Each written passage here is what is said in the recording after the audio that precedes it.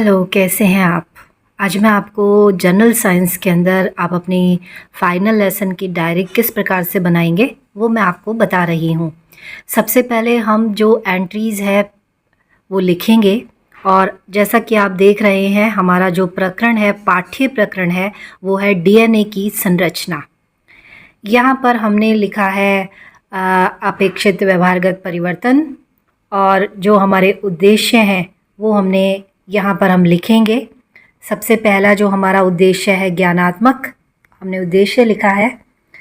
और उसके बाद जो हमारा उद्देश्य है अवबोध, अपेक्षित व्यवहारगत परिवर्तन आप देख रहे हैं।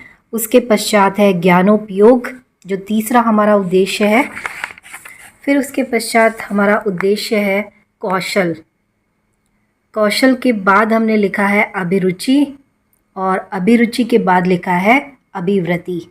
तो इस तरीके से आप 2 पृष्ठ में अपना जो उद्देश्य है वो डायरी में इस प्रकार से लिख लेंगे। बिल्कुल साफ और स्पष्ट होने चाहिए आपके उद्देश्य। उसके बाद नवीन पृष्ठ से हम विधि प्रविधि और सहायक सामग्री और पूर्व ज्ञान जैसा आप देख रहे हैं वो सभी लिखेंगे। और उसके पश्चात यहाँ पर हमने लिखे हैं अपने प्रस्तावना प्रश्न। जैसा कि आप देख रहे हैं प्रस्तावना प्रश्न जो है वो 4 या 5 होनी चाहिए, उससे कम नहीं होनी चाहिए।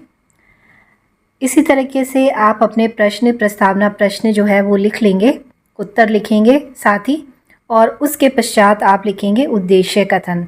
तो ये सारी चीज़ें जो है आपको, ये सारी जैसे कि विधि प्रविधि, सहायक सामग्री, पूर्व ज्ञान, प्रस्तावना प्रश्न और उद्देश्य कथन, ये सारे जो है आपको एक ही पृष्ठ पर आपको लिखने हैं।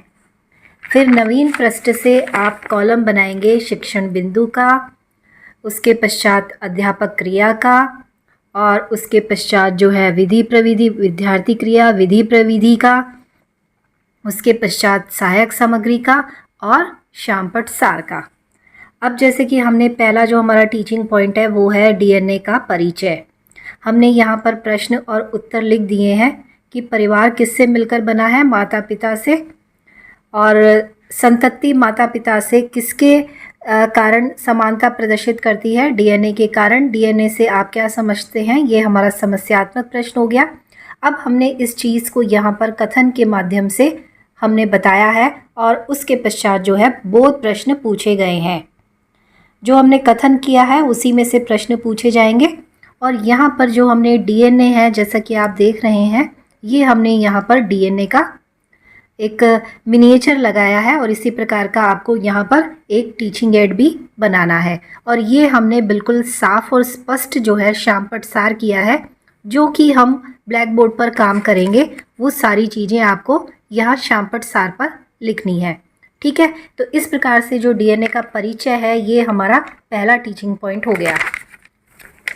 फिर उसके पश्चात जो हमारा दूसरा टीचिंग पॉइंट है वो है डीएनए की संरचना, जिसमें हमने विकासात्मक प्रश्न पूछे हैं कि जीन किसके खंड होते हैं डीएनए के। डीएनए का पूरा नाम बताइए, जैसे इसमें लिखा हुआ है डीऑक्सी राइबो न्यूक्लिक अम्ल, ठीक है। और फिर उसके पश्चात हमने डीएनए की संरचना से आप क्या समझते हैं, ये निरूतर है। और उसके पश्चात ये हमारा कथन आ गया, फिर बोध प्रश्न आ गए। और यहाँ पर हमने जो डीएनए की संरचना है उससे संबंधित मिनिएचर जो है वो हमने यहाँ पर लगा दिया है। और ये आप देख रहे हैं शामपट सार में जो हम शामपट पर लिखेंगे, जो मेन पॉइंट्स हम लिखेंगे, वही आपको यहाँ पर एक ब्लैक शीट के अंदर सिल्वर कलर का पेन लेकर उस पर आपको लिखना है। फिर उसके पश्चात डीएनए की संरचना के रासायनिक घटक, ये हमारा तीसरा पॉइंट है, उससे संबंधित हमने ये प्रश्न बनाए हैं, ठीक है। कथन हो गया हमारा और उसके पश्चात ये बोध प्रश्न हो गए हैं, देख रहे हैं आप। और उसके पश्चात ये हमारी सहायक सामग्री हो गई है। देखिए 3 टीचिंग पॉइंट है, तीनों टीचिंग पॉइंट की सहायक सामग्री होगी।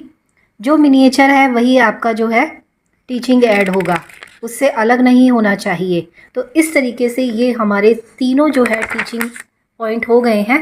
उसके पश्चात यहाँ पर हमने पुनरावृत्ति प्रश्न किए हैं, आप पुनरावृत्ति प्रश्न लिख लेंगे। उसके पश्चात ये हमारे मूल्यांकन प्रश्न हैं।